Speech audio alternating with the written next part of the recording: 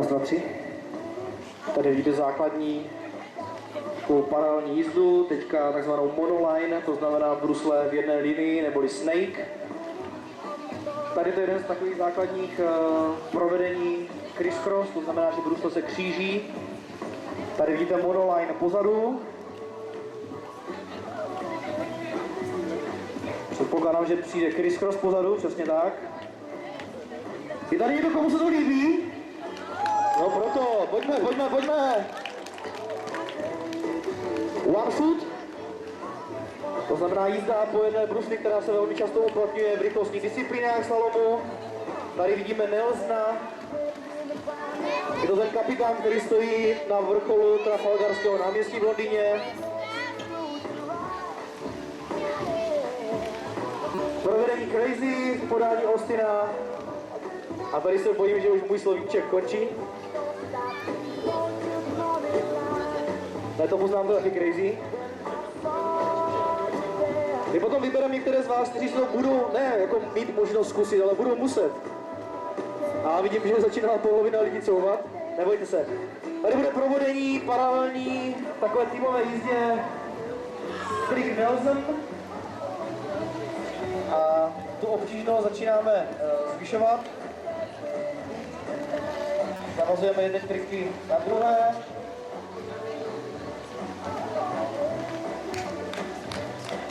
Výborně, nebojte se toho Bottorsku, dneska ještě horko bude. Sluníčko bude cítit určitě minimálně do 8:30. Tohle je FSK Olomouc.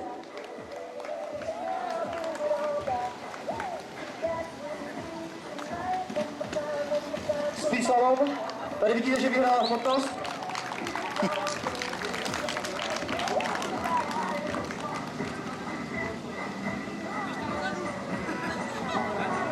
Prosím, ustupte, ano se říkalo, že tady slezánku zbourají, ale vidíte, že ještě nepadla, my jsme si trošku počítali.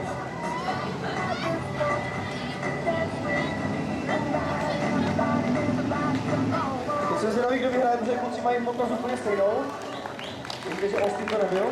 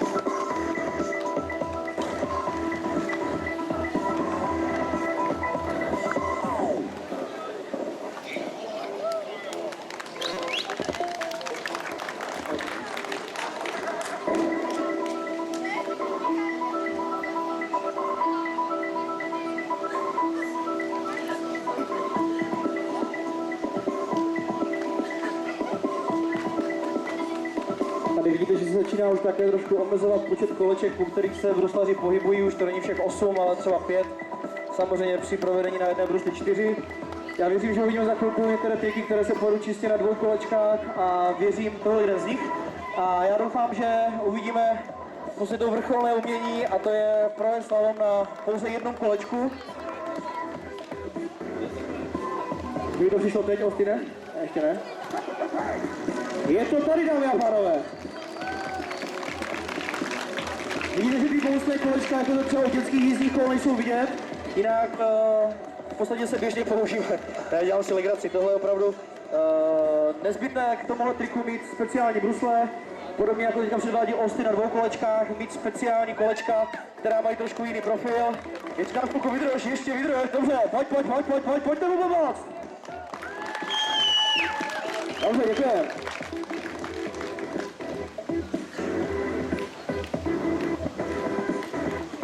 Další prověrení na dvou kolech. Tohle se trošku sílí, rovnováhy.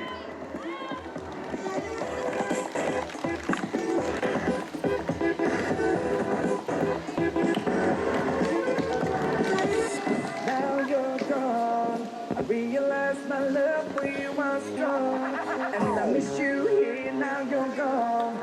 I keep waiting here by the phone, with the pictures hanging on the wall. Now you're gone. I realize. Tak, pojď, dojď to. Bez chvíličky. Je to tam.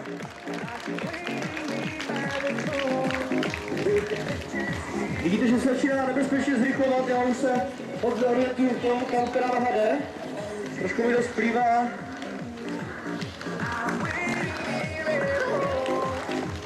Tohle je opravdu česká extra třída.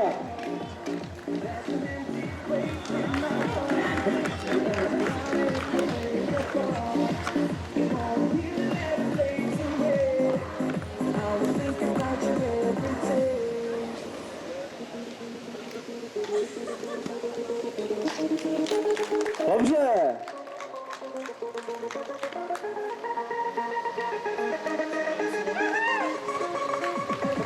Austin.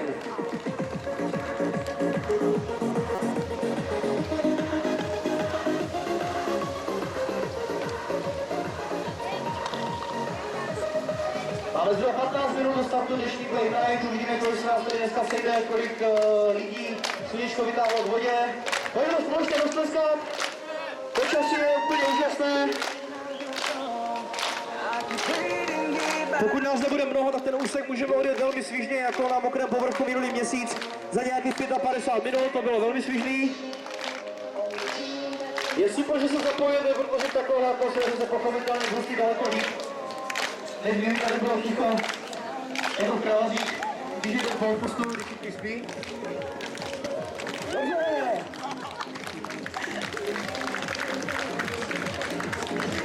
Něco podobného jsem jednou zkoušel, ale musel jsem zavolat hasiče, aby mě potom zvedli, protože tohle není opravdu žádná legrace, výborné provedení.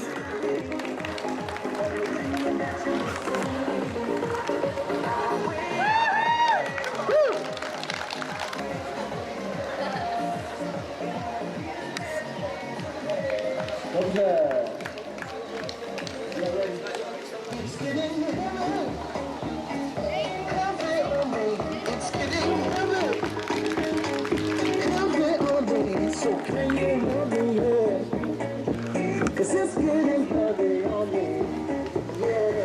Tak, cyklní jízda.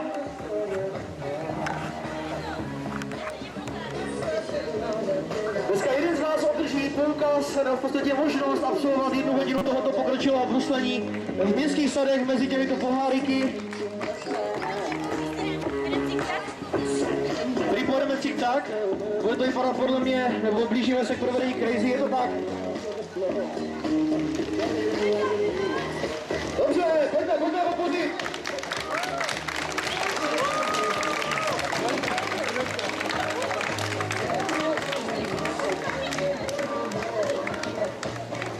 Tak já věřím, že na konci této ukázky freestyláci vědou mezi vás a donutí vás pod hruškou lehkého násilí absolvovat 40 slalomů. Já se pokládám, že naši organizátoři se přidají, takže nasaďte silky, budete potřebovat.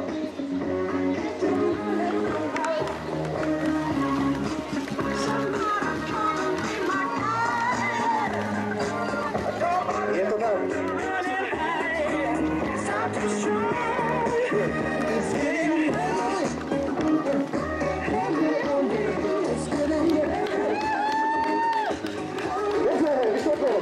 Já už jsem se vás dám kluci dali o jeden kelímek navíc, a aby to to nevyšlo.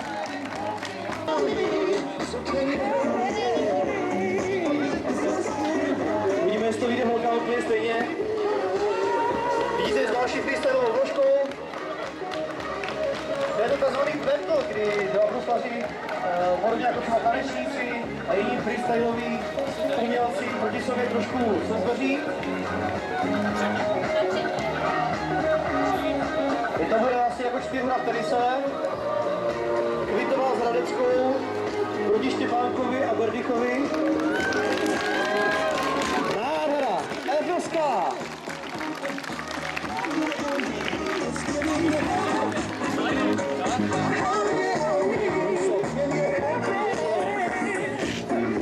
Nazvaný Power Slide.